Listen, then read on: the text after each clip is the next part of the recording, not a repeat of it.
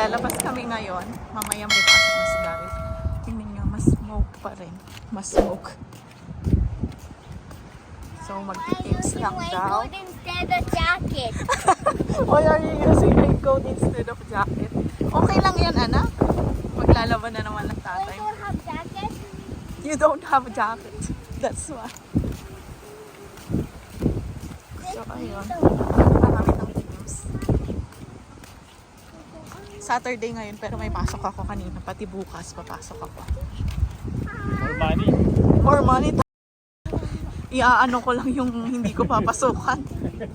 Walang ganun-ganun sa akin. Babawiin ko lang kasi hindi ako papasok ng ilang araw din. Parang, I'm the leader. not sure. I'm the leader. Same sila namin. Same ba? Oo. Nabuksan yan. Ano lang ano? Magi-yellow pa ba? Oo. Super yellow. So yan. Naglalakad lang kami para matagtag daw yung kinain namin. Pero kakain pa din. Mommy, I'm the leader. You follow me. You follow me? You're the leader? Okay. Hopefully you're born as a leader talaga. What did you say? How about you? Oh, Ella, you're our leader too. Leader ng mga bibe. Uy! Ayan, pabalik na kami guys. Did you enjoy? Kaden? I enjoy. Dito na tayo? Dito na kabila. Das na kabila. Okay. Bilis lang guys. Parang binagyo yung kinain nila. Hindi, tag-iisa lang naman sila. Hindi isang dulcena. Gloomy yung weather. So, Sunday ngayon. June 8. Medyo malakas yung hangin. Hindi siya pala medyo. Malakas talaga yung hangin today. Tapos gloomy weather. Ayan, papasok ako today. Kasi may tatapusin akong mga projects. Yan o, tingnan nyo.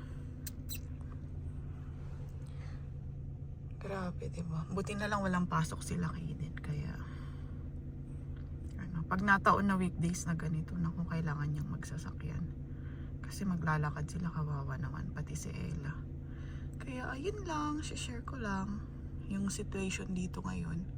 Tapos nihahangin yung ano, usok from wildfire. Manitoba, tsaka ano, sa Prince Albert. Yun. Madaming wildfire, pero buti na lang umulan. Sana natapos na yung mga wildfire na yun para happy-happy lang. Yun lang. One eternity later. Hi, Timas. Hi dreamers!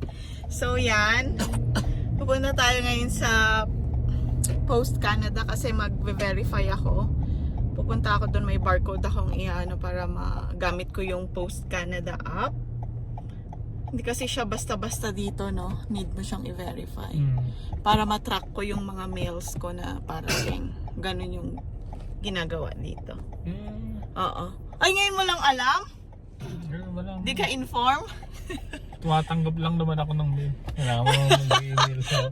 Hindi, pag ano. Huy, Ella.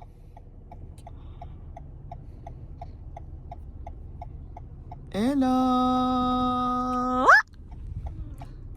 So, ayan. Nandito na kami guys sa Shoppers. Sama kayo? Hindi na. One eternity later. So guys, andito na ako ngayon. Yan, na-validate na yung ID ko. May ganyan silang ibibigay resibo. So, free lang yung pag-validate dito. May ganyan-ganyan na. Pwede ko nang gamitin yung app. Matatrack ko na yung mga mail na parating sa akin.